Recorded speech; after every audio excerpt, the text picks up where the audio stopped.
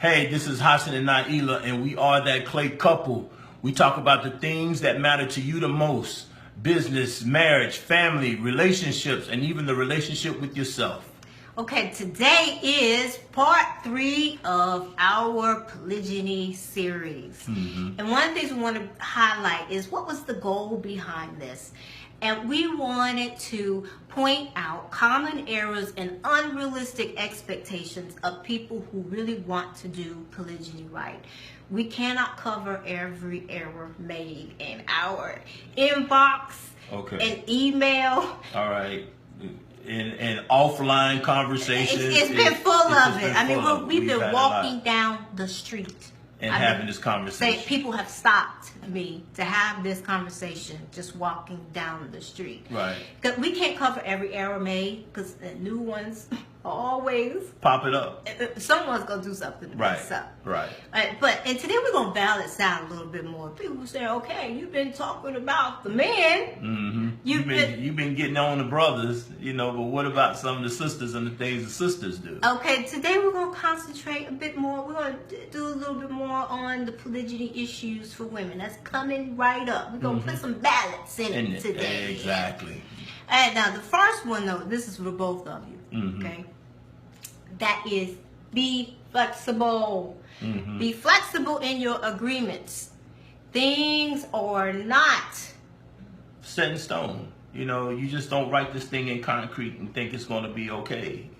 Or it's in iron. It's not. Right. So the schedule, the agreements, and the things that you come up with, the needs of folks change. Exactly. It's going to have to be tweaked, and some things going to have to, change as things go along. Life will change. You can have an illness to change stuff, a death, a change in your job. I mean, even take, for example, our situation where, my eyesight.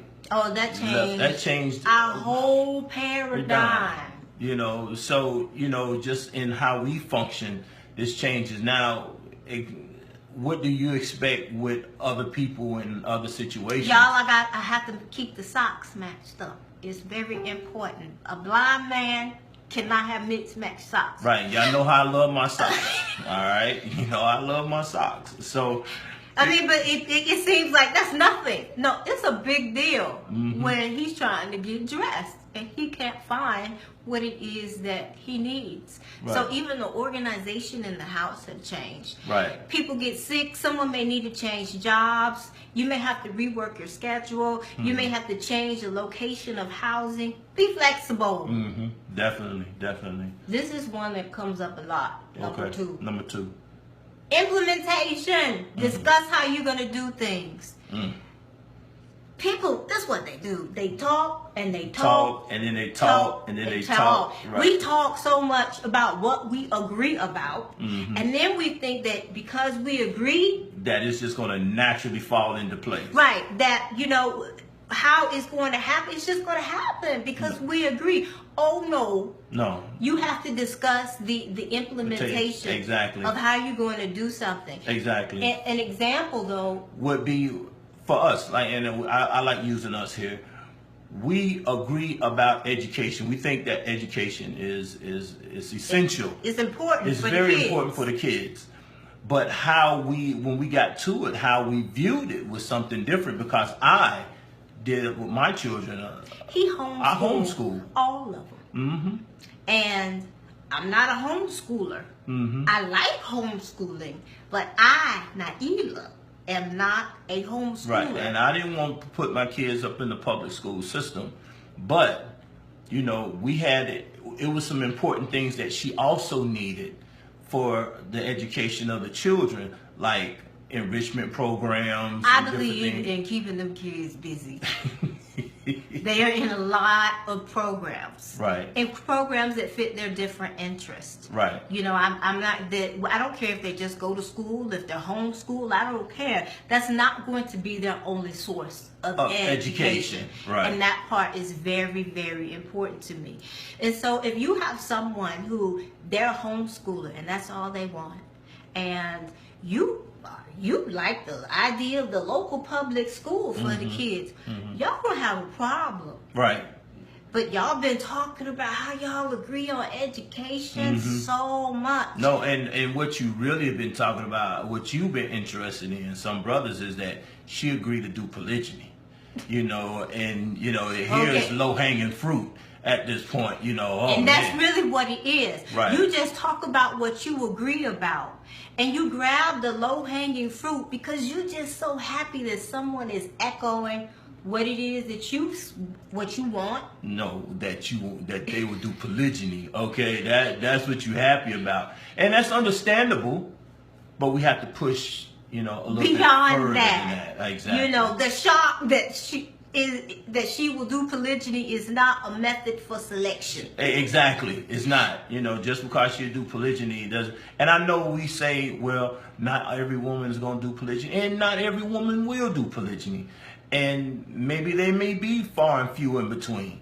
But just because it's that few and it's the first one you ran up on, don't run on it. Right, don't mean it's the first one you marry. Right, because she's talking right and she's willing. That doesn't mean that she's right, the because one. you need to. It's a little bit more involved in finding out more about her and to do your situations mesh correctly. How do you court? How does a married man court to get the same way he courted his existing wife? I agree. If you did it right. If you did it right. If you go through the necessary requirements, the processes that it takes place to get married. You inquire about a sister, you get to her wakil, you talk her wali, and you see if she's interested in something. Then you find out if you guys can have some compatibility, and then set up some meetings appropriately. Right. And you said, well, my wife, she's not going to be okay with that type of dialogue. I mean, you do have to be respectful. Exactly. Now, you can't sit there in the bed at night, laying there beside your wife, talking to another woman on the phone. Texting to another woman. On the phone or texting. Don't do it. Don't do it. And then you're wondering, why is it that she doesn't agree with polygyny? That's why. That's disrespectful. Right. You can't do that. But when you're transparent, you're open about what it is that you're doing, most of the time the wives, they flip because they didn't know. Right. Or she knew and she was just somebody who was just going to flip about the idea of polygyny. Anyway, and you knew that, so don't be surprised. Right. So and some of that comes with the territory, but still, you need to be able to do it right, do it honorably, do it respectfully, because at the end of the day, you want God to bless your union.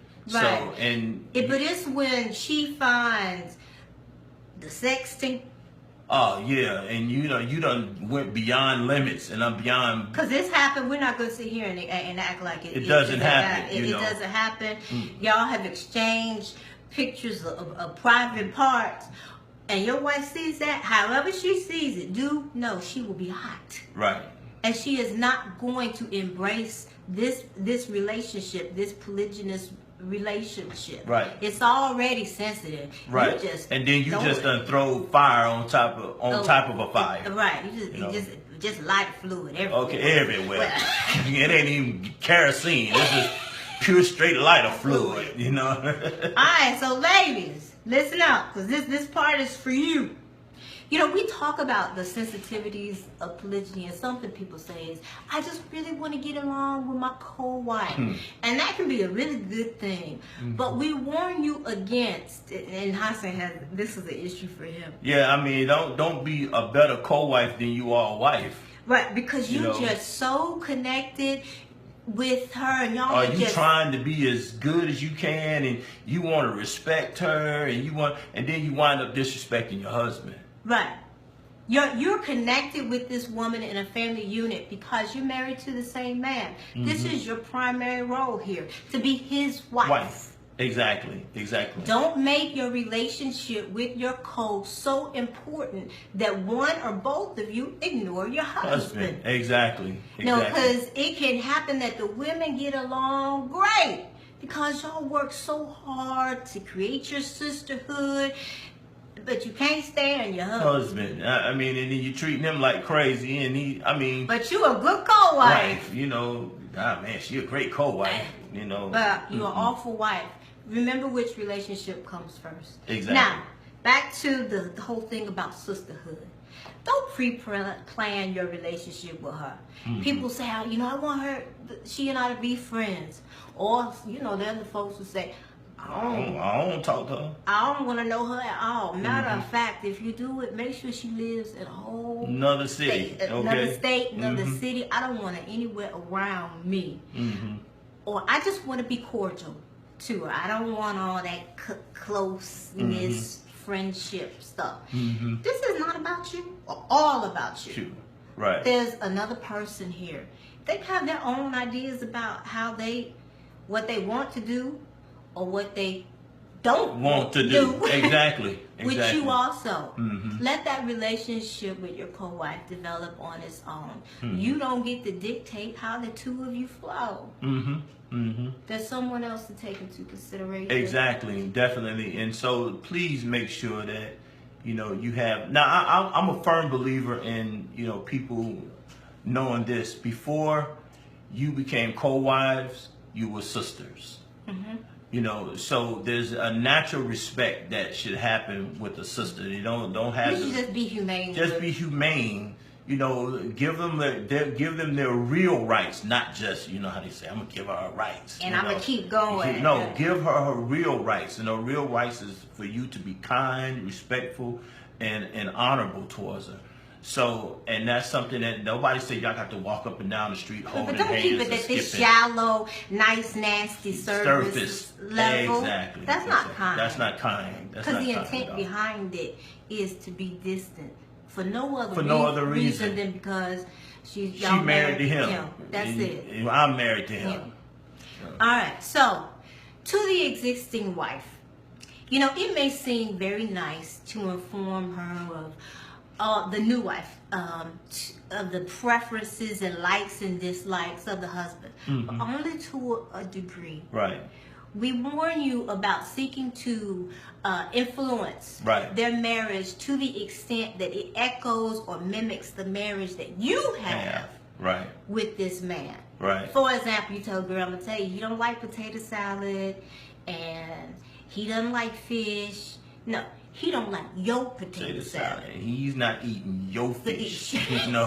He may like mine. He may like hers. Right. He may like something with you and you only, and he really prefers not to have that experience with the wife coming in. Exactly. Informing her of the things that he does or does not like to do because it's not been an issue or a tradition in your marriage does not mean it won't be in theirs. Exactly. They have a right to form their own, common interests. And you have to let that, and even if you see something forming that doesn't form with you, understand that also that you have something that's not going to form with them. They're doing their own thing.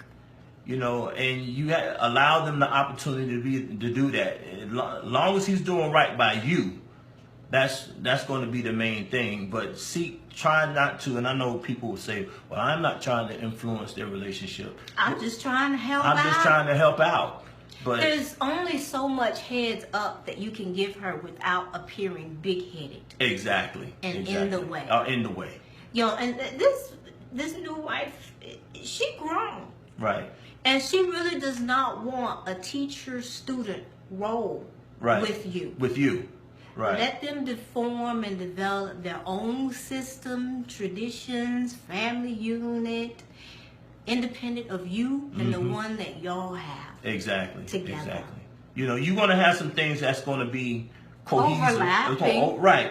But, you have your relationship, she has her relationship, and y'all both have a relationship with your husband, meaning collectively the two women's husband.